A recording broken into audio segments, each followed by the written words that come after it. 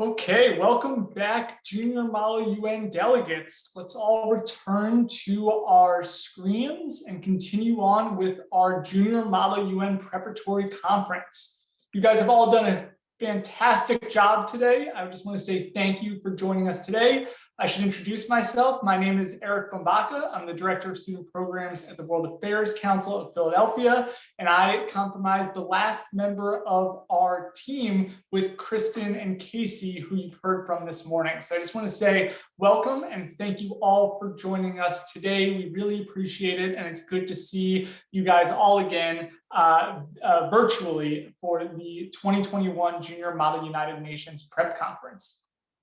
So you might have seen that I placed into the chat earlier, and then again just a few seconds ago. Please have those handouts available to you, as well as a blank piece of paper and pencil if needed. So go ahead and gather those documents. Try and split your screen between my presentation and those documents as well. You guys are all very technologically savvy, so I hope that you all are able to have my presentation as well as those documents pulled up side by side. Okay, let's go ahead and get started. So we've learned all about writing resolutions thanks to my colleague Kristen. She did a great job going through preambulatory clauses and operative clauses, and we looked at sample resolutions. I'm really excited because we together are going to start writing our own practice resolutions today.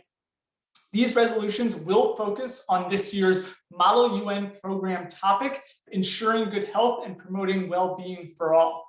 So in those handouts, that link that I dropped into the chat a few minutes ago, please scroll down to locate handout number 3, the sample resolution template.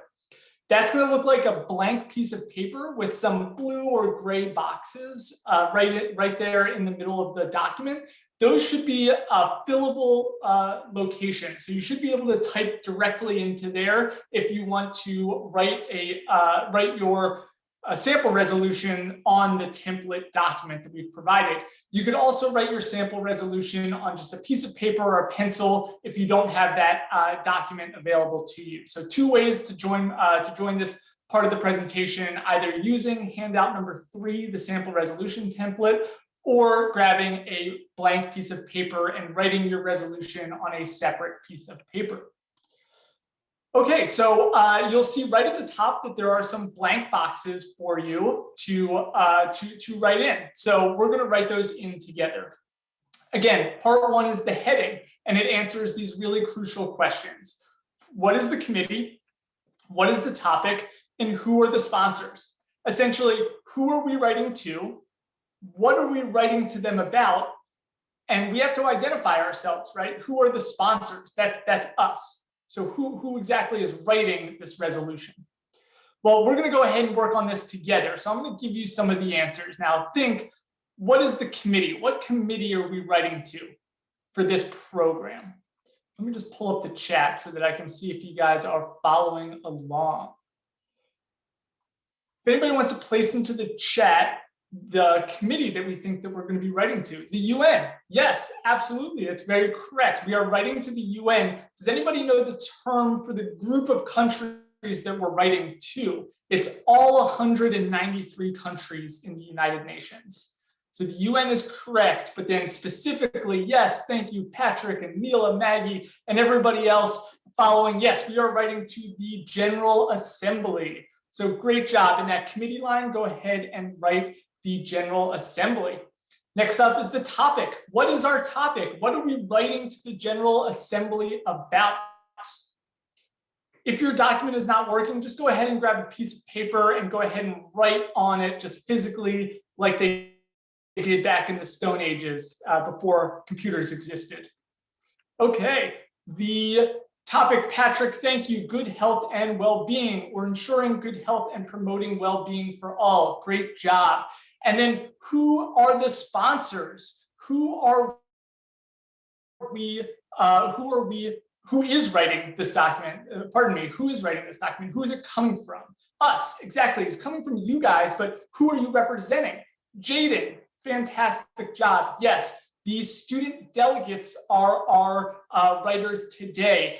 Patrick, excellent. Ethiopia, that might be the country that you're representing. When you write your actual resolution in a few weeks, you will be writing from the perspective of your assigned country. So that's very good. This time, we're just going to call the sponsor the student delegates because we're all doing this together as a practice example resolution. Okay, let's keep moving on from the heading. So we're going to talk about preambulatory clauses now. As Kristen mentioned, preambulatory clauses answer a couple of crucial questions for us. Sorry, just adjusting my chat window here so I could see you all. It answers a couple of crucial questions for us. Why is this issue important? What has been done already? And why is it still a problem? Preambulatory clauses are supported by facts and data from reliable sources. And we're going to write the first preambulatory clause together, and then I'm going to give you some time to write 2 preambulatory clauses on your own, okay? So again, those first 2 points there, preambulatory clauses are supported by facts and data from reliable sources, is coming directly from what Kristen offered to us earlier today. So we're going to write 1 preambulatory clause together, and then we're going to write 2 on our own. And I'll give you guys some time to write them on your own as well.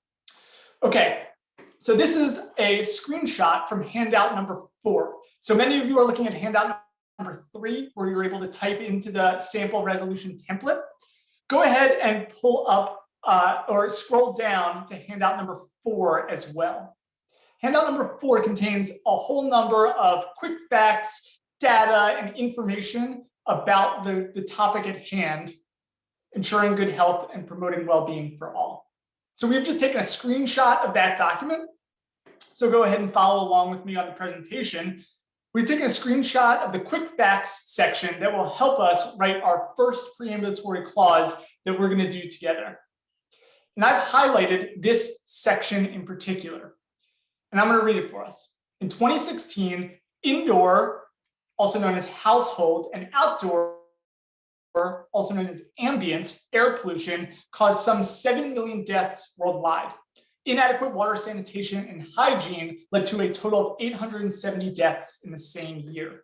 Notice that our source here is the United Nations. So a really reliable and credible source that we know that this facts and information is true for the year 2016.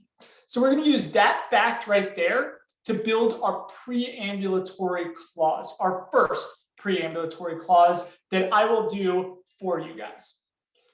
So again, we'll write this first preambulatory clause together, and we'll just go ahead and say it right now. We are deeply concerned that indoor, household, and outdoor ambient air pollution is connected to 7 million deaths worldwide. Again, all we're doing with the preambulatory clause is using the research that we've done. In this case, myself and my colleagues, Kristen and Casey, we've done that research for you for this particular segment of this program, so that you're able to use those facts and data to write a really interesting and informative preambulatory clause. So again, we are deeply concerned that indoor, household, and outdoor ambient air pollution is connected to 7 million deaths worldwide. That is our preambulatory clause. Now that we've done that one together, we're also going to continue writing preambulatory clauses. Sorry. So I've just given you your first preambulatory clause. We're going to take 15 minutes to write 2 additional preambulatory clauses. So we're going to have 3 total preambulatory clauses. Again, use handout number 3 to write in the sample resolution template. And then handout number 4 to use the facts and data to write 2 more preambulatory clauses. Okay, so I see that some of you are confused in the chat. That's totally okay. Writing the preambulatory and operative clauses can be challenging. So just because you don't get it at first, that is totally all right. So preambulatory clauses, again, are based in facts and data. And I will back out to the, I will back out to the example again so you could write it down. Just a reminder, preambulatory clauses are based in facts and data. So we want to, using the fact sheet in handout number 4, write a couple of preambulatory clauses that express what the issue is and some important facts and data that show us how important this issue is. So again, just going backwards again, we're using the quick facts section in handout number 4 to write preambulatory clauses on handout number 3, or on a separate piece of paper if you'd like. So again, all we did was take the quick fact here that I'll read again. In 2016, indoor and outdoor air pollution caused some 7 million deaths worldwide. Inadequate water, sanitation, and hygiene led to a total of 870 deaths in the same year. We're actually going to ignore the second sentence of that section there. We're only going to look at the top one. In 2016, indoor and outdoor air pollution caused some 7 million deaths worldwide. So all we did was we took the fact from that fact sheet and we wrote our preambulatory clause. Great, so I'm going to pause here and give you guys the opportunity to write our first preambulatory clause down. Perhaps I moved a little bit too quickly there, I apologize. But again, all we're doing is taking that quick fact from handout number 4 and rewriting it as our preambulatory clause, our first preambulatory clause. And it writes that we are deeply concerned that indoor and outdoor air pollution is connected to 7 million deaths worldwide. We could have used other words to start this preambulatory clause, but we chose deeply concerned because we want to express that we are really sad and concerned about how much air pollution is causing deaths worldwide. Okay. So that should be enough time for you all to write down preambulatory clauses again. Oh, very interesting. Alex, will you show the screen with other starter words? I cannot seem to find them. So that handouts 1 through 5, there are lists of those preambulatory starter words that you can use in writing preambulatory clauses. I don't remember exactly what handout number it is. I believe it's handout number 3, the back side of it. Yeah, the second page. Thank you, Casey. Great. So you can use those words to help write your preambulatory clause. Okay, I'll explain one more time before I give you guys the opportunity to go off and write your own. So to write a preambulatory clause, we need to gather facts and data to suggest why this is such a big issue. Okay, we've gathered all of those facts and figures for you for this exercise. And that's what the quick facts section in handout number 4 is for. So we've highlighted that fact that we thought was super important for us to look at. Again, in 2016, indoor and outdoor air pollution caused some 7 million deaths worldwide. That's the fact that we're going to use to write our first preambulatory clause. And all we're doing is rewriting that fact to express why this is an issue. We are simply deeply concerned that indoor and outdoor air pollution is connected to 7 million deaths worldwide. So that's our first preambulatory clause. And again, if you're a little confused, that's okay. Writing resolutions can be really tough, and we're going to just work through these first ones together. So what I'm going to ask you to do now is take about 15 minutes to write 2 more preambulatory clauses addressing this topic. Again, we've given you all the facts and data that you need in the quick facts section of handout number 4. So make sure to scroll down to handout number 4, find the quick facts section, and use those quick facts to write your preambulatory clauses. 2 more preambulatory clauses. Okay, I'm going to pause here. I'm going to give you guys 15 minutes to write your preambulatory clauses, your 2 preambulatory clauses. It's 10:45 right now. We'll join back together 10:55, 11 o'clock to read out our 2 created preambulatory clauses. Okay, good luck.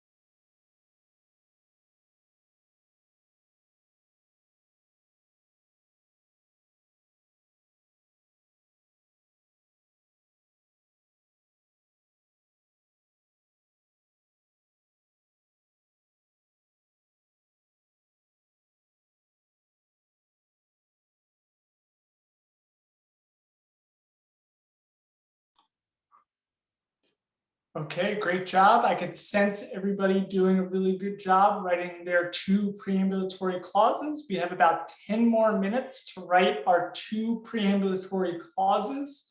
Just a reminder to use the facts and data in handout number 4 to help write your 2 more preambulatory clauses in handout number 3 or in a side piece of paper. At the end of this, we should have 3 preambulatory clauses written out.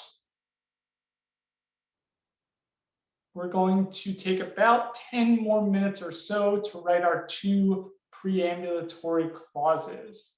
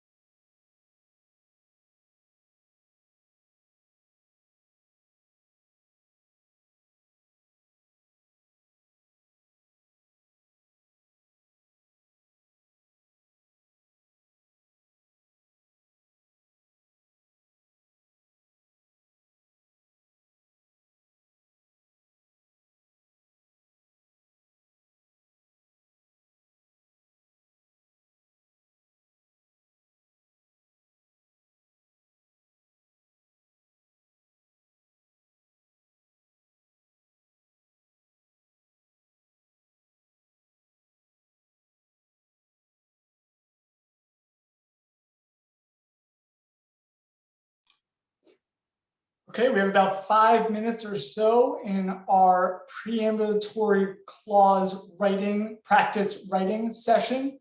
A really good hint and suggestion from Kristen in the chat to think about the vocabulary that you're using when writing your preambulatory clause. We have all of those options for you to use on the second page of handout number 3. You might want to just test out and see a couple of different ones at the beginning of your preambulatory clause and how they change the feel of that sentence. Does deeply concerned mean something entirely different than expecting change or any of the other phrases that you can use to begin that section? So again, we have about 5 more minutes to write our 2 preambulatory clauses. If you're wrapping up soon, consider changing out those first 2 words of your preambulatory clause, or that first italicized phrase in your preambulatory clause, to see how different choices there make your preambulatory clause sound and mean different things. When we come back together in about 5 minutes, we're going to actually allow you guys to share your written preambulatory clauses if you'd like. You can use the raise hand feature to get called on. We can allow you to unmute yourself and you can read one of your preambulatory clauses for the entire group here. It's only if you want. We're not going to make anybody do it. But the option is there to read your preambulatory clause to the entire group when we return in about 5 minutes.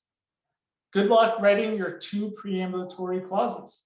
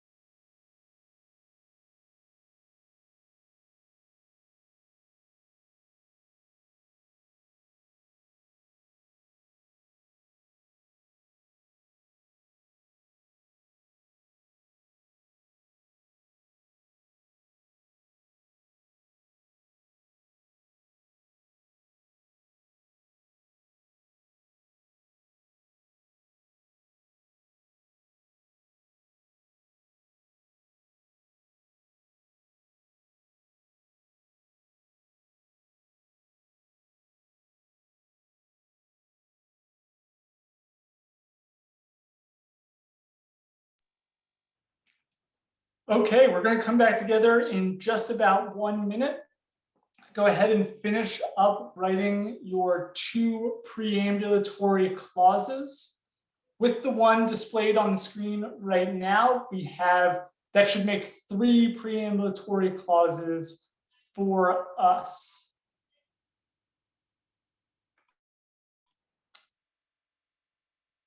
If you would like to share one of your preambulatory clauses, go ahead and use the raise hand feature. I have the ability to allow you to unmute yourself. And so we're going to ask that you just quickly read your preambulatory clause that you have written.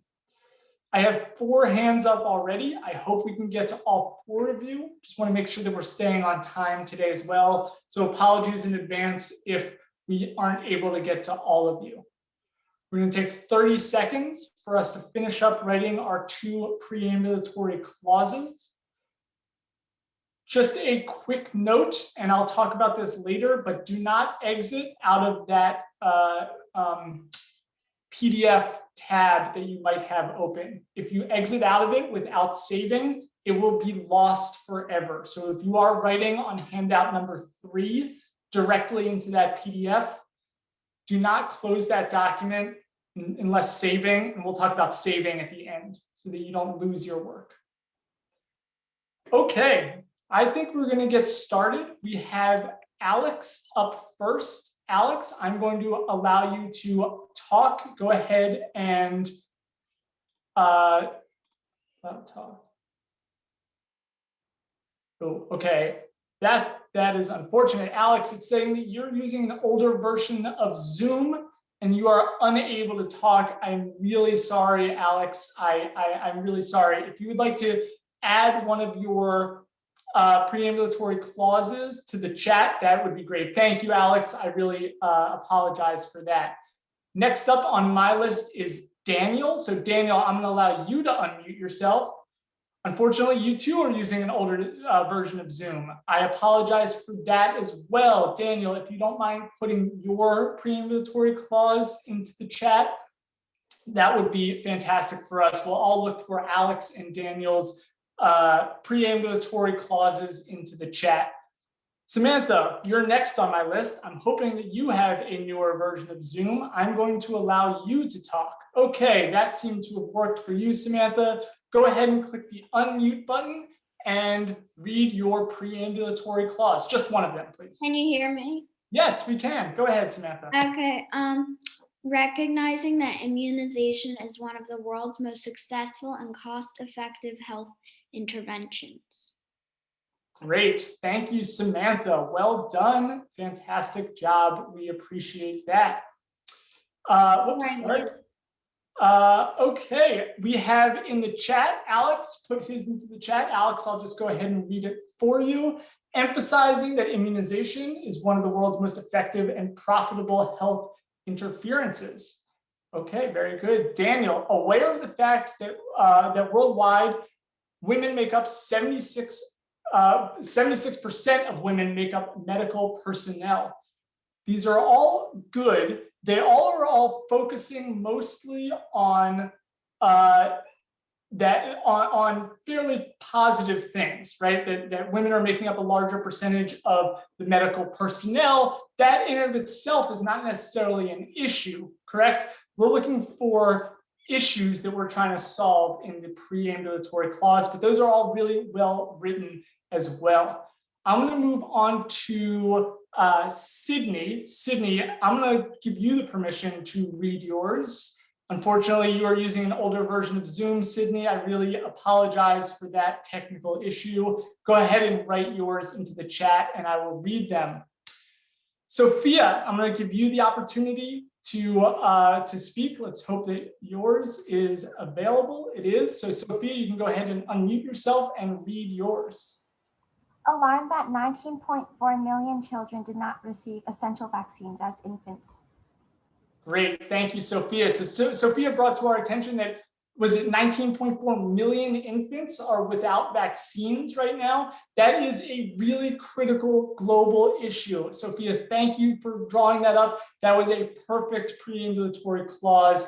Great job. Let's see, I'm going to read out one more, or I'm going to go with Noah B. Noah B, you're going to be our last student delegate to read their preambulatory clause. Unfortunately, Noah B, you are using an older version of Zoom. Again, apologies for these errors. And go ahead and drop yours into the chat. But I would love to hear from Serena. Hopefully she has a newer version. Serena, you are able to unmute yourself. So go ahead and read your preambulatory clause, please. Aware that the majority of maternal deaths occurred in sub-Saharan Africa. Great, great. So Serena here is elevating the issue that the most number of maternal deaths are happening in sub-Saharan Africa. Great job to each and every one of you for submitting into the chat. The preambulatory clauses in the chat, the preambulatory clauses as spoken over this Zoom have been fantastic as well. Again, just a reminder that our preambulatory clauses are raising an issue that we are going to solve in the operative clauses. And actually, that's what we're going to get to right now. So we just wrote our preambulatory clauses, but we're going to move right on to our operative clauses. As I just mentioned, the preambulatory clauses raise an issue, whether that's about the number of infants that are not vaccinated or the number of maternal deaths in sub-Saharan Africa. We heard both of those as critical issues. The operative clause responds to those preambulatory clauses and answers the question, how are we actually going to solve this issue presented in the preambulatory clause? Okay, so the operative clause, as Kristen said, operates, it works on solving the issue presented in the preambulatory clause. So when you're writing your preambulatory clauses, you really want to think, how am I also going to solve this in the operative clause? It suggests an action that should be taken to address the issue at hand. What do we need to do to solve the problem? It proposes reasonable solutions that the committee and/or UN member countries can enforce. And each operative clause should directly correspond with a preambulatory clause in the same order. Kristen had mentioned this earlier, and this is really important. So if your first preambulatory clause deals with, say, air pollution, because our first preambulatory clause talked all about how air pollution, both indoors and outdoors, can lead to, I think it was 7 million deaths worldwide. We want our first operative clause to propose a solution to that issue that we presented. We're going to write our first operative clause together, and then we're going to do the same exercise where you guys will have the opportunity to write your own operative clauses responding to your preambulatory clauses that you just wrote as well. So again, we're going to use handouts 3 and 4 again, and we're going to write an operative clause in response to our pre-written preambulatory clause, the one that we wrote together. So that's what I have reproduced here. Deeply concerned that indoor and outdoor air pollution is connected to 7 million deaths worldwide. Again, this is our preambulatory clause that we wrote. So in our operative clause, we're going to propose solutions to this issue. Does anybody know what the issue presented here is? Quickly in the chat, can anybody just tell us what the issue is that we're focusing on right here? Too much pollution. Yes, air pollution. Pollution is killing people. And so we're going to propose a solution that solves this issue, which is exactly air pollution leading to deaths worldwide, 7 million deaths worldwide. So the proposed solution that I'm going to put in here suggests that all countries cut emissions to reduce air pollution. Again, this is a policy or a program or an initiative that we can put into place that will solve the issue in the preambulatory clauses. Exactly. Preambulatory clauses raise the issue. Operative clauses solve that issue. Okay. So again, preambulatory clause is the top one, deeply concerned that indoor and outdoor air pollution is connected to 7 million deaths worldwide. What are we going to do about that? We're going to suggest that all countries cut their emissions. Again, emissions is a word for air pollution. We're going to cut those emissions. We're going to try and reduce our air pollution to help solve this really important issue. Okay. So we're going to now practice writing our 2 operative clauses. Okay, again, you should respond directly to the preambulatory clauses that you just wrote. So we have 1 preambulatory clause, we have 3 preambulatory clauses written at this point, and we have 1 operative clause written at this point. So we're writing 2 more operative clauses that correspond directly to those preambulatory clauses that you wrote just a few minutes ago.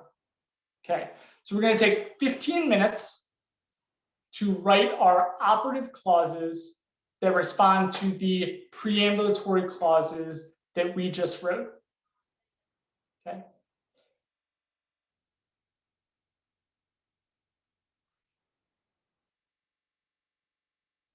Do we have to italicize the operative clause as well? No, if we go back to it, it's a great question from Tessa. If we go back to it, you'll see that the first word is underlined, different than being italicized. Preambulatory clauses italicize theirs. Operative clause underline theirs. There's also a number of suggested words to start your operative clause in handout number 3. There should be two boxes full of suggested words. The top one, I believe, is the preambulatory clause suggested words, and the bottom one is the operative clauses. The handout won't let you italicize or underline words. I'm sorry about that. That's just a small formatting issue. Just go ahead and know in your brains that that first word of our preambulatory clauses are italicized, and the first couple of words in our operative clauses are underlined. And each operative clause starts with a number as well. Thank you, Kristen. Okay, so we have 15 minutes. If you have any questions, please use the Q&A feature. Kristen and Casey are available to answer any questions that you have and help you work through writing these operative clauses. This is really challenging. This is really hard to do, to write good preambulatory and good operative clauses. If you don't get it right away, don't get discouraged. It's really challenging. Just keep your head at it and try your best to write preambulatory and operative clauses. Kristen and Casey are available in the Q&A session to help if you have any questions. We're going to take about 10 more minutes to write our operative clauses. Good luck.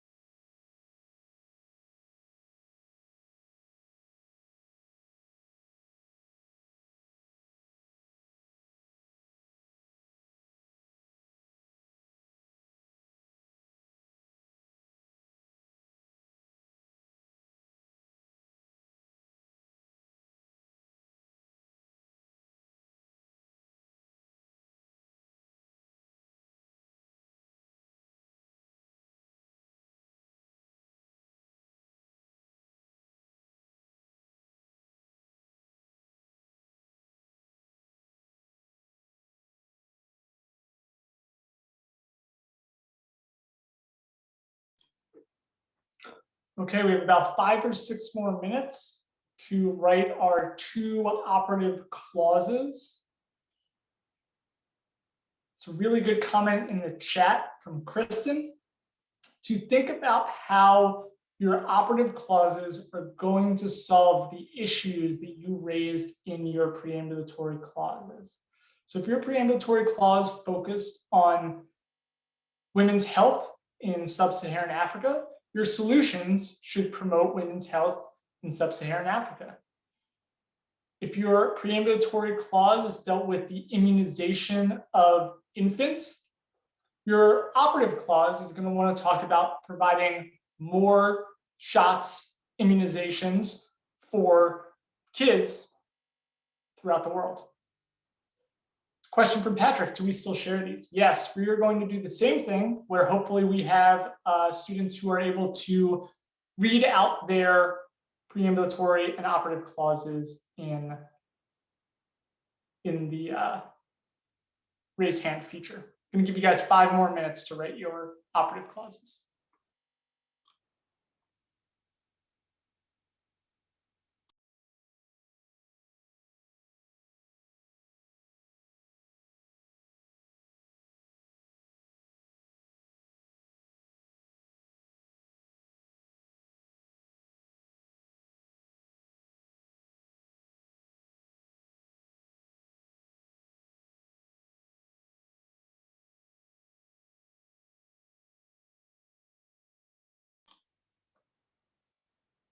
Sorry to jump in again. I'm going to quickly address a question that came to us in the Q&A section.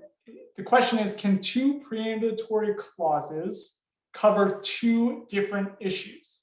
Yes, preambulatory clauses can cover 2 different issues. So if you wrote one preambulatory clause about immunizing babies against various diseases, that's a great preambulatory clause. Your next preambulatory clause can be on a totally different subject. It should be about promoting good health and well-being because that's the topic of this, right? But it can be about reducing emissions and preventing air pollution. It could be about women's health. It could be about increasing the number of doctors in a certain region. It could be about anything that's about good health and promoting well-being. Great question.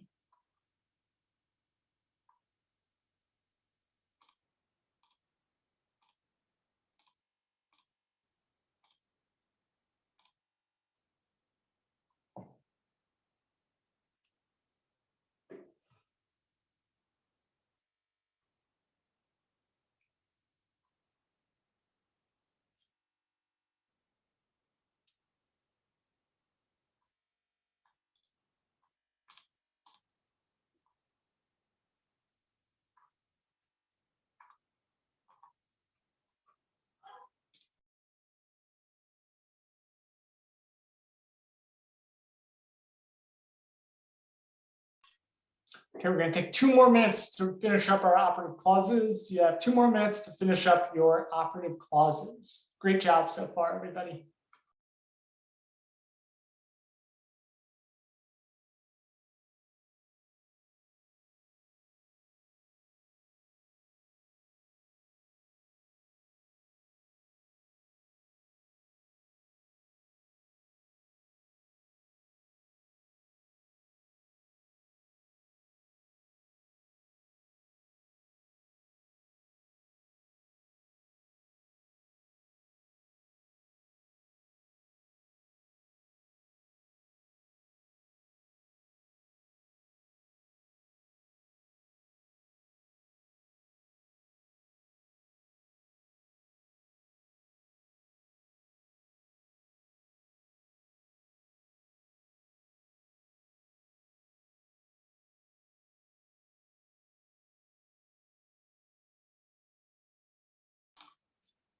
Okay, take 1 last minute to wrap up your operative clauses. If you'd like to, we're going to ask for anybody who's willing to use the raise hand feature to hopefully be able to read out their operative clauses. What we're actually going to ask you to do is we're going to ask you to read first your preambulatory clause and then the operative clause that corresponds to it.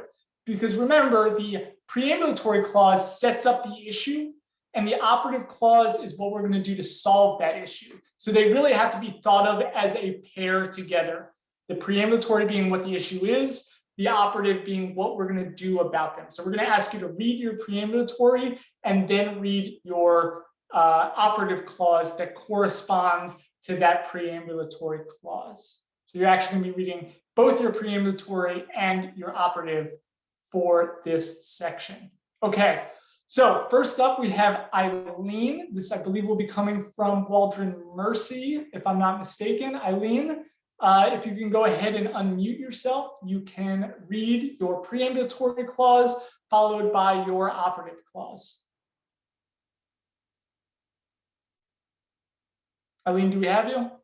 Can you hear me? Yes, we can hear you. Hi, this is Alex again. Emphasizing that immunization is one of the world's most effective and profitable health interferences, reaffirms spending $1 billion in broadening immunization inclusion against influenza, pneumonia, and other avoidable diseases could save the lives of nearly 1 million children each year. Wow, fantastic. So in her preambulatory clause, she set up that immunizations is one of the things that we can do to improve health the most. And then I believe there was, sorry, I don't remember the exact number, but there was a couple of $1 million dedicated to solving that issue directly. Thank you, Eileen, Waldron Mercy at large there for that. Next up, we're going to go to Emma next. Emma, unfortunately, you do not have the permission to talk. I'm really sorry, Emma. I wish we could hear you. If you would like to input your information, your preambulatory and operative clauses into the chat, I will read those out for the group here. Apologies, Emma. Serena, let's see. You have the ability to talk. So Serena, I'm going to ask you to unmute yourself and go ahead and read your preambulatory clause and your operative clause that corresponds to that. Go ahead, Serena. Having heard that immunization is one of the world's most successful and most cost-effective health interventions, urges that the government makes immunization accessible for everyone. Excellent, excellent. So elevating the issue that that immunizations are key to health.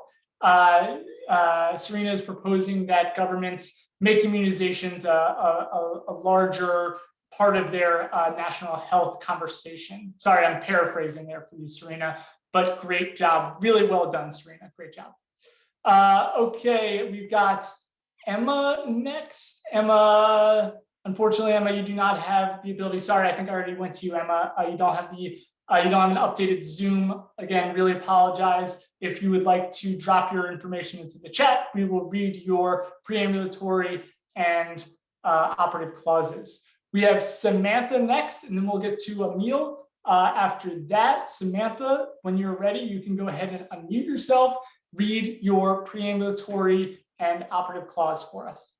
Okay, so the preambulatory is recognizing that immunization is one of the world's most successful and cost-effective health interventions. And the operative is urges federal governments to spread vaccine awareness and funds to poor communities. Excellent, excellent. So roughly the same preambulatory clause mentioning how important immunization is, and then talking about governments creating like an outreach campaign or something along those lines. Again, paraphrasing, sorry, Samantha, but great job with the operative clause, really strong preambulatory and operative clauses there. Okay, we're going to move on to Emil next. Emil, sorry if I'm mispronouncing your name. Unfortunately, you do not have the updated version of Zoom. I'm so sorry. I would love for you to drop your preambulatory and operative clauses into the chat, Emil, because I want to read them. I want everybody to hear them because I'm sure they're fantastic. Just a small technical error there. Really apologize. We do have Emma's in the chat. The preambulatory clause is recognizing that in 2015, 12.7% of the world spent over 10% of their family household income on healthcare related costs. The operative clause being having considered the United Nations support citizens by providing funds to help cover healthcare fees. Emma, fantastic job. So you identified the issue. The issue is that so many people, 10% of the world, 12.7% of the world is spending 10% of their income on healthcare. That's a lot. That doesn't leave a ton of money for all the other things that we need, like food and water and transportation and housing and all of those things that people need to be safe and healthy. Her proposed solution is having the United Nations support citizens by providing funds to help cover healthcare fees. Great job, Emma. Thank you for that in the chat. You did a great job providing both the preambulatory and operative clauses. Oh, and great, Emil, we have you here in the chat. Let's go ahead and read his or hers. Bearing in mind, majority of maternal deaths occur in lower middle income countries, urges that aid be provided by able countries to increase of opportune health resources for low and lower middle income countries. Fantastic. So Emil, recognize the issue that maternal deaths occur in low and lower middle income countries, and then is urging, not asking. Again, interestingly, Emil uses the word urges here, which is a little bit more forceful than asking, right? Urging somebody to do something is more forceful, that countries provide aid to help people in low and lower middle income countries. Great job, Emil. Fantastic job to everybody who offered their thoughts to the preambulatory and operative clauses. Okay, that was a lot. There was a lot of information about preambulatory and operative clauses. Thank you all for joining us today. Oh, we already have it. We have a motion for break. We have a motion for fresh air. And we are going to take about 10 minutes or so to take a little bit of a break. Casey or Kristen, do you mind just chiming in what time we're going to be coming back from the break?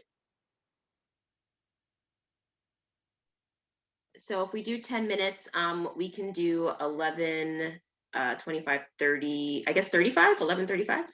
Sounds good to me. We're going to take a break and reconvene at 11:35. The motion to break is accepted. Enjoy your break.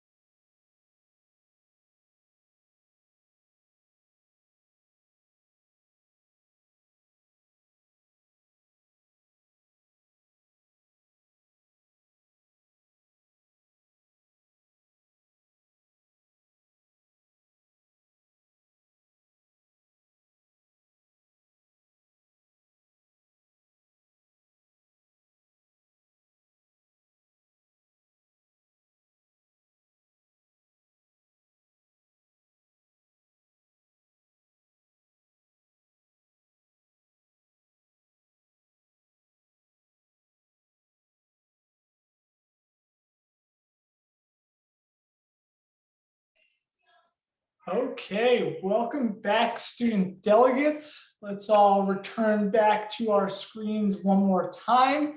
We will be finishing up here actually rather shortly on one of the nicest days of the spring. I'm really excited to get outside myself today, but I just want to grab your attention for another 30 or 45 minutes or so that we can continue finishing our presentation on resolution writing and ultimately amending a resolution, which is what we're going to get to next.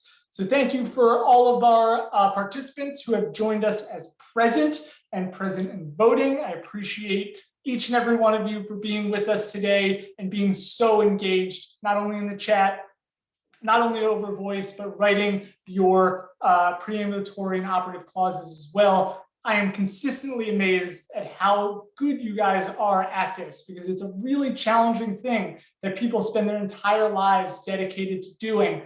And you guys are picking it up quickly, learning quickly, and I am just so impressed by your ability to dive right into these topics. So without further ado, let's just keep on going and talk a little bit about amending resolutions. So this is really important, amending a resolution. Does anybody want to just put into the chat what they think the word amending means? What does amending mean? Does anybody know what the word amending means? Changing, thank you, Neela. Fixing, good. Fixing, changing, altering, thank you. Is that Samantha with altering? Yes, fixing or changing, great job. So one of the most important things about a resolution is that we write an initial resolution, right? We look at what the issues are and we propose potential solutions to it. But oftentimes, the first time you write a resolution, it's really, really good, but it's not perfect. Why isn't it perfect? Well, maybe you didn't talk to all the other countries in the UN. There are 193 countries, so it's really hard to talk to all of them before you write your resolution. Maybe you left out a really important fact or policy that maybe you had not heard of before, or that was new somewhere else, that worked really successfully somewhere else. So oftentimes, when you write a resolution, that's really step one. Step two is amending it, making it stronger and making it better. And that's what we're going to do. So most times, even if a resolution is really good, it can still be improved. Delegates are allowed to amend a resolution to try and make it stronger, better, or clearer. Ask yourself, is there a need for further clarification on one of the solutions or actions proposed in the resolution? Is there a way to strengthen or change an operative clause so that more countries will support it? And remember, only the operative clause can be amended. That's really important. We can't amend preambulatory clauses because they're often based, like we've talked about, they're based in facts and data, right? And if you amend a preambulatory clause, well, maybe you're amending it so much that those facts and data aren't true anymore. And that would be really bad, right? We want our preambulatory clauses to be rooted in facts and data and to let us know what the issue is. And then we're going to change the operative clauses to make our solutions to those issues a little bit stronger, a little bit better, and a little bit clearer. So how do we amend a resolution? What can we do to actually make resolutions, or more specifically, the operative clauses of a resolution stronger? Well, we could add words or phrases. That's one thing we can do. The second thing we can do is we can delete words or phrases. Sometimes deleting words or deleting phrases makes something a little bit clearer or stronger. We can combine two or more operative clauses. Sometimes operative clauses touch on the same issue or are so close together that it makes more sense to just smush two operative clauses into one, because maybe it communicates an idea a little bit clearer. And the last thing we can do is we can remove an entire operative clause if it doesn't make sense anymore. Perhaps we made a suggestion about ending or promoting immunizations in infants. Well, maybe we made a suggestion about providing a certain amount of immunizations to a certain part of the world. Well, maybe that didn't make sense anymore after hearing from people from other parts of the world. Well, we can remove that entire operative clause if we need to make our resolution a little bit stronger. So I want you to scroll down on those handouts that we have. I want you to scroll down to handout number 5. This is our example resolution, okay? So scroll down to resolution number 5 and notice that we have highlighted the heading, preambulatory clauses, and operative clauses. Before you jump in, I know that you might instantly recognize that there might be some formatting issues with this resolution. Don't worry about that quite yet. We're going to talk about formatting and reformatting this document in just a second. But what I would like you to do is scroll down to handout number 5. That's our example resolution. And we're going to practice amending this resolution. So again, we're going to be amending the operative clauses, the 3 bottom sentences right at the bottom, numbers 1, 2, and 3. We're going to amend those. If you look at the bottom of your virtual handout, you'll see a space for you to type in amendments for this example resolution that we put together for you. You could also rewrite your amendments or your amended resolution in a separate piece of paper if that's available to you. Either one. Okay. Let's dive right in. Whoops. Okay, let's dive right in. Okay, I'm going to read the operative clauses to you guys, and we're going to think about how we can amend this resolution to make it a little bit better. Number 1, well, I'm going to read the preambulatory clause, and then I'm going to read the associated operative clause that pairs along with them, because remember, we really have to think of these as pairs. So the first operative clause and preambulatory clause that we're going to read is deeply concerned that indoor and outdoor air pollution is connected to 7 million deaths worldwide. We've looked at that a couple times today. Our operative clause suggests, number 1, suggests that all countries cut emissions to reduce air pollution. Interesting. Preambulatory clause number 2. Well, let's think about preambulatory clause number 1. What can we do to make that a little bit stronger? What words can we add? What can we do to make it representative of the entire General Assembly, right? Because we want to make sure that this is something that the entire General Assembly can commit to, and that's actionable, that creates actual benchmarks or standards that we can live up to. We'll come back to number 1 in a second. Let's keep reading. Preambulatory clause number 2, recognizing that in 2015, 12.7% of the world spent over 10% of their family household income on healthcare related costs. Our operative clause that goes along with that is number 2, suggests that the United Nations support Irish citizens by providing money to help cover healthcare related expenses. This is very similar to one of the operative clauses that one of our students wrote back a couple of minutes ago. Notice that the sponsor of this is the Republic of Ireland. So they are asking for the General Assembly to support just Irish citizens in this area. That's a little bit strange, right? Ireland, great country, wonderful. I've been there myself, but this is issues that are confronting the whole world, right? Not just Ireland. So what can we do to make this operative clause a little bit stronger that applies to all the countries in the General Assembly? We'll go through these again one at a time in a second.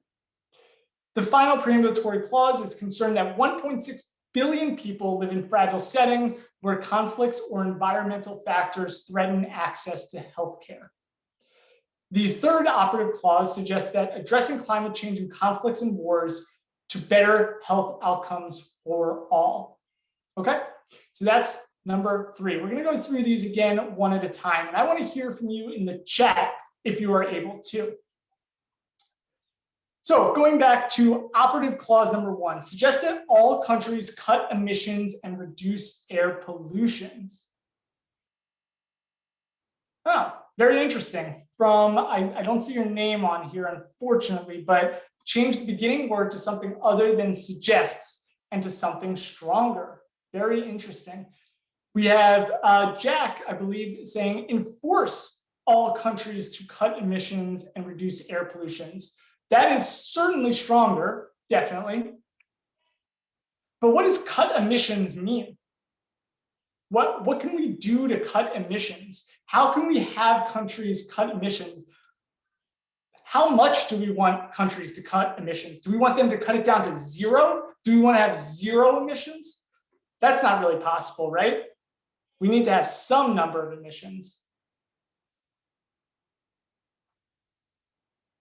I did not drop a YouTube link into the chat, so please ignore that YouTube link. Maybe we can use enforce all countries cut unnecessary emissions with fines and laws. Chloe, excellent. That is really good. I really think that is a good way to strengthen it. Patrick offered a 20% cut in emissions. I think both of those are really good ways to strengthen operative clause number 1 to make it more specific. Specify what kind of emissions or what percentage of emissions. Yes, thank you very much. That's exactly what I was getting to. To make this first operative clause a little bit stronger, we want to specify what kind of emissions or what percentage of emissions we're going to cut to reduce air pollution. So this first operative clause suffers from not really being specific enough. So let's go ahead and make it a little bit more specific. Go ahead and write down at the bottom of handout number 5 in the fillable section or on a separate piece of paper, rewrite operative clause number 1 to make it a little bit more specific. I'll give you guys 1 minute to do that.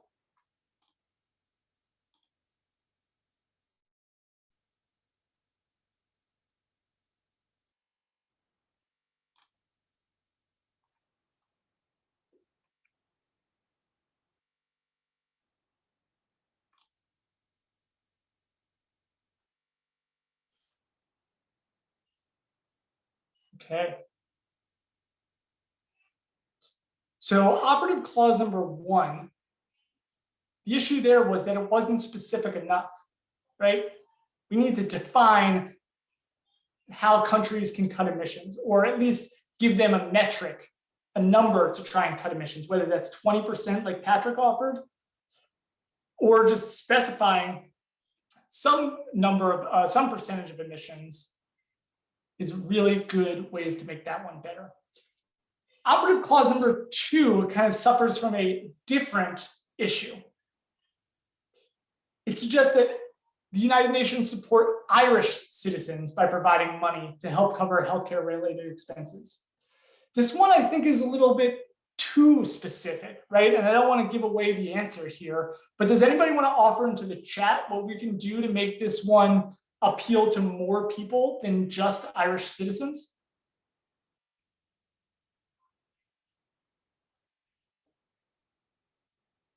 Citizens of the affected countries, appreciate that. Make it available to all countries who need it, very good. Households worldwide, excellent. Yep, I think you guys are getting this one also. This one, operative clause number 2 is too specific. We have to broaden this one out. We have to make this more available to more than just the Irish citizens. So this is something when you're writing your resolutions, bear in mind, you're not writing solutions for just your country. You're trying to find solutions that work for the entire General Assembly. So great. Neela, great. Changing Irish citizens to citizens worldwide. Emil went with low-income countries. Samantha went with low and middle-income countries. All of those are great. We're just broadening it out so it's not just super specific to Irish citizens. That is great suggestions there. Let's look at number 3 now. So I'm giving you guys the opportunity to rewrite 1 and 2. If you need to catch up just a little bit, I'll pause for about 15 seconds or so to rewrite numbers 1 and 2. And again, you can do this as catch up on your own time if you need to. But I want to stay on track with our time. Number 3 suggests addressing climate change and conflicts and war to better health outcomes for all. Does somebody want to put into the chat what might be the issue with this specific operative clause, number 3? How would we address them? Good, it's pretty vague. Patrick is strong. Commas, okay, so some formatting issues. Address how, very different topics. All of you guys are right around the exact issue with this final operative clause. The issue is that addressing climate change and conflicts and war are such big issues.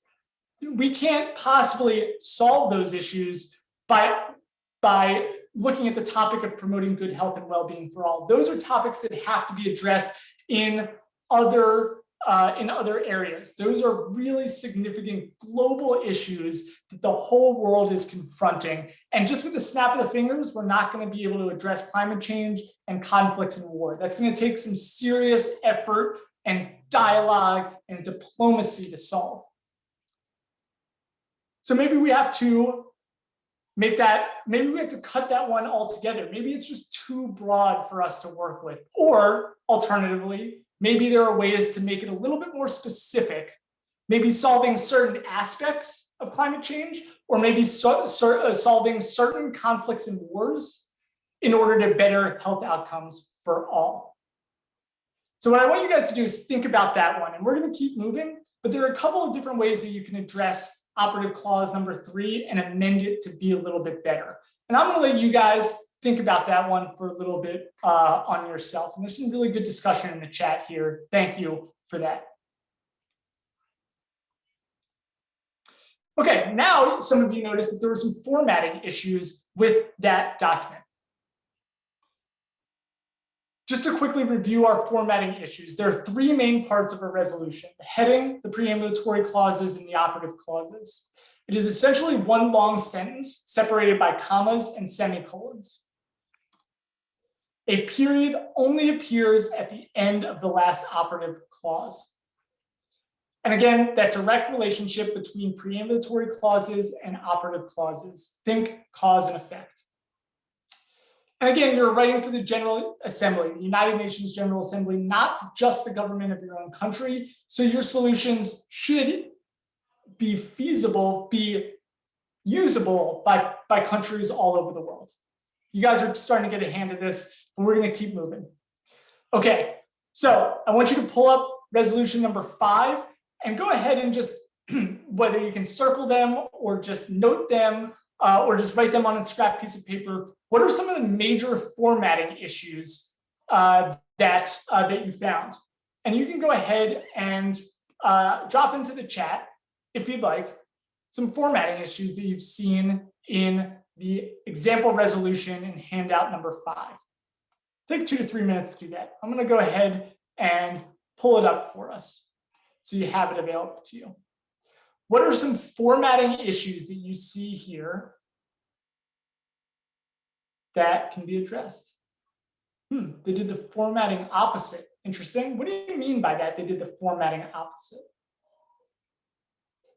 Tessa helped you out there. Italicized and underlining is switched. Great job. So we have the operative clauses are italicized right now. Those are the ones who should be underlined. And the preambulatory clauses are underlined. Those should be italicized. Great noticing from a bunch of you in the chat. So yes, that's number 1.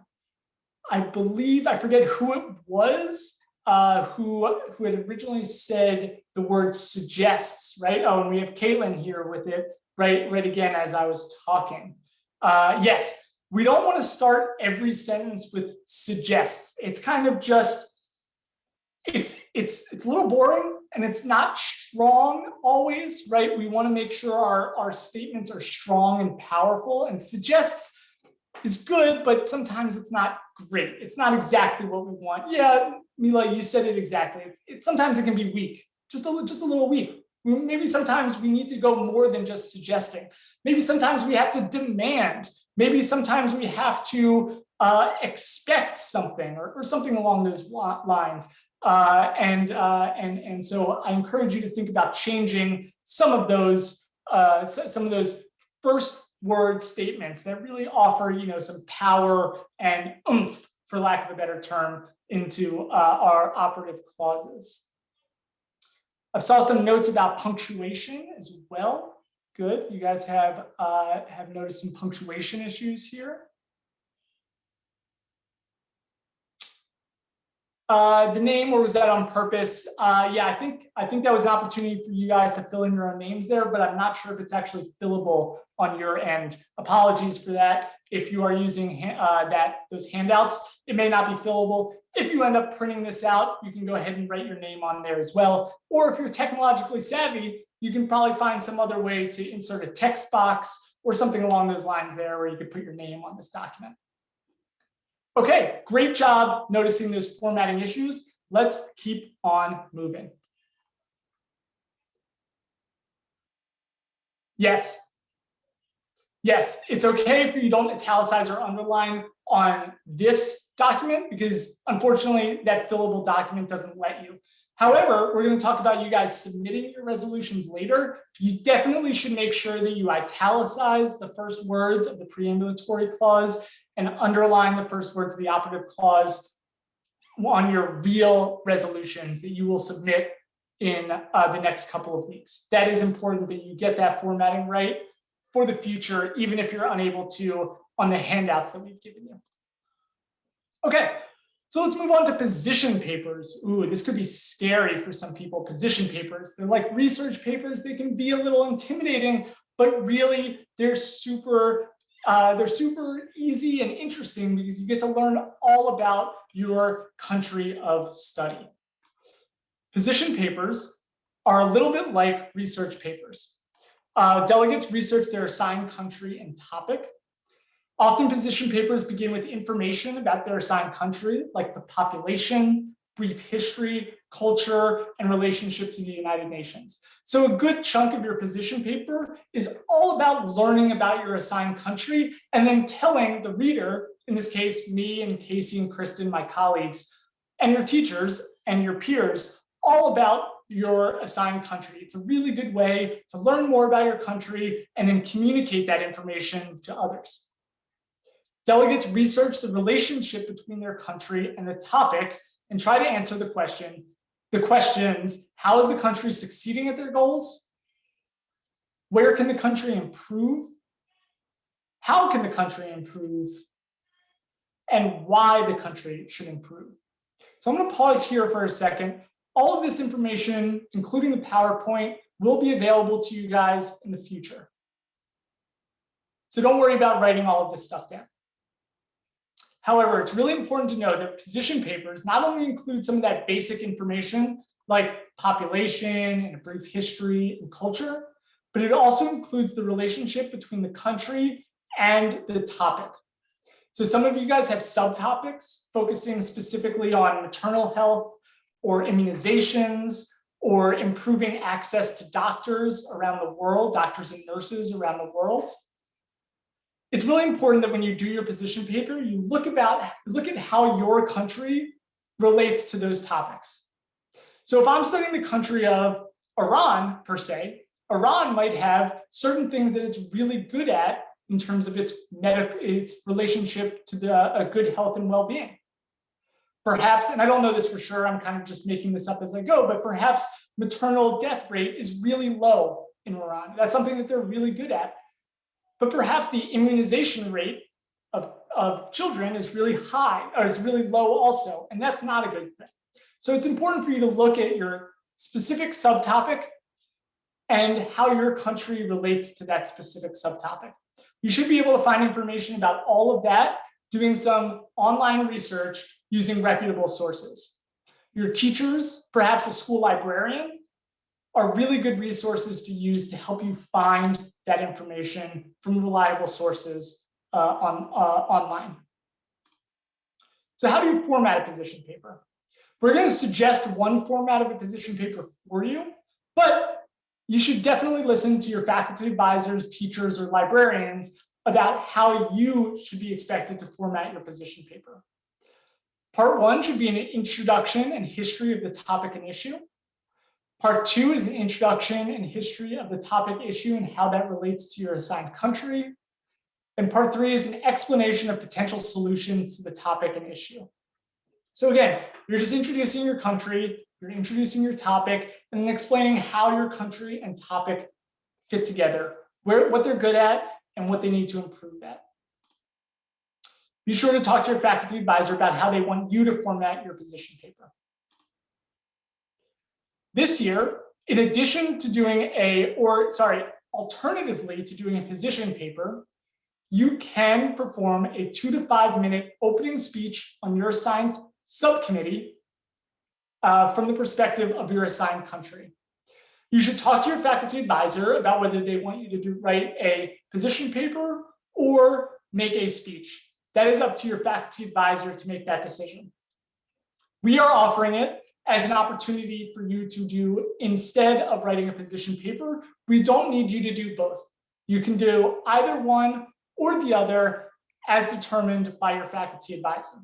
We will be sending out awards for both position papers, outstanding position papers, and outstanding speeches. So you will be open to receiving awards from either, if you do either the position paper or the opening speech. Quickly, what I would like you guys to do, this might be what your fillable document has looked like throughout the day. If you use this fillable document, make sure to download this document to your computer and save it somewhere where you can find it later. Perhaps email it to yourself or even email it to your teacher so that they have a copy of it.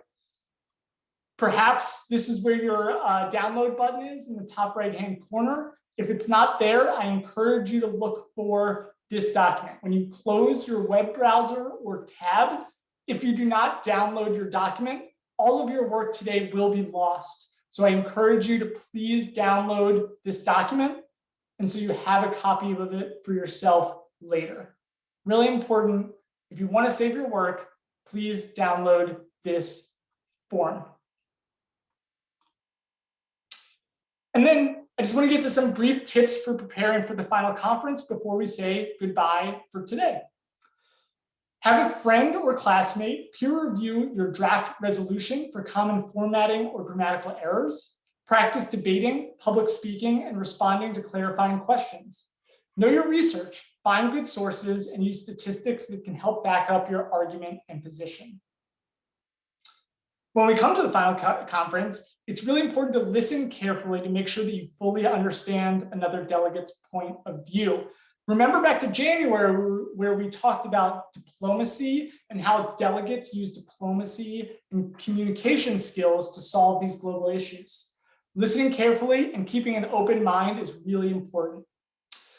If you do disagree, disagree respectfully by using appropriate diplomatic language and show respect for others' opinions and explaining why your country does or does not support another resolution. It's okay to not support somebody else's resolution, but you have to do so for a reason, not just because you want to disagree with them. And if you do disagree, disagree respectfully, and remember to practice digital diplomacy. If anybody wants, they can drop into the chat how they define digital diplomacy. It's really important to remember that we are all practicing digital diplomacy, not only now, but in the future. Remain true to your country's convictions and interests, but look for ways to compromise. Focus on the goal at hand, which is develop solutions that satisfy as many countries' interests as possible. Dress to impress. Delegates should wear business attire, dress native to their assigned country or school uniform. And delegates are also encouraged to change their virtual background to the assigned country's flag. We'll talk about what the digital classroom is in a second. Also, you can create a placard for the final conference with your country's name and flag as well. We encourage you to do that, and instructions for that are in the digital classroom. As mentioned, this is an image of our digital classroom. We'll send this around to your faculty advisors in the future, but each of these items here with words on them are going to be clickable. And there's some really interesting activities and resources for you all here. Primarily, you'll have access to handouts 1 through 5 that we worked with today.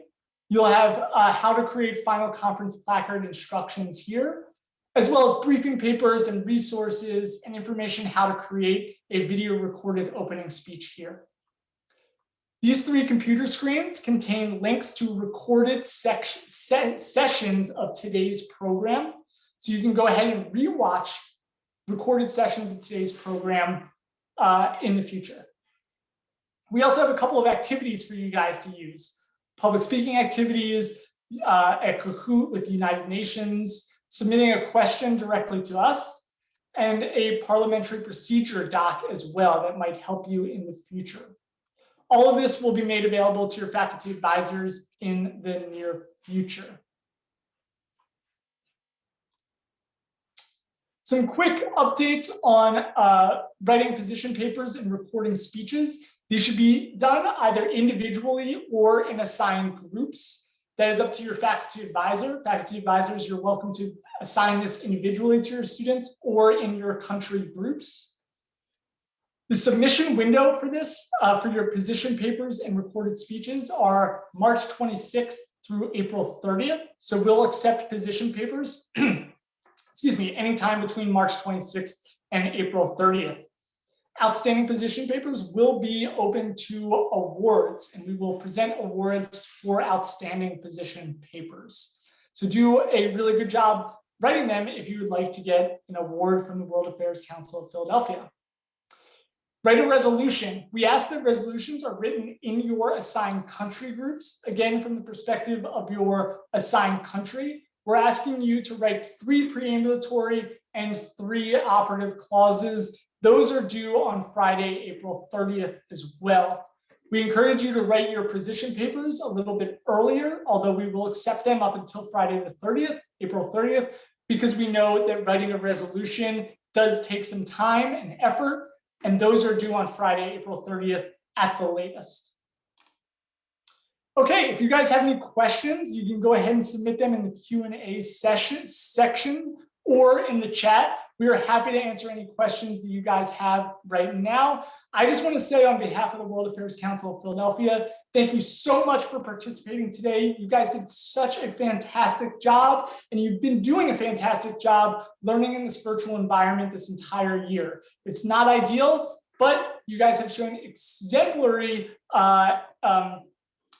passion and ability as you work through this Junior Model UN Preparatory Conference. Okay, I'm glad that some of you had fun. We have motions to close. If anybody can recognize what this item is right here, this is a gavel. Co-chairs at the end of their sessions will gavel in and gavel out the sessions. So go ahead and stick around and add questions to the Q&A if you want. But I do see some motions to close. So on behalf of the World Affairs Council of Philadelphia, I just want to say thank you once again for joining us today. And I'm officially closing today's session. Thank you. Goodbye, everybody. Have a great rest of your day. Bye, everyone. Thanks for joining us. Motion to close, motion for fresh air, motion to finish our session. Bye. Bye, delegates. Thank you. We thought this was really helpful too. Thank you.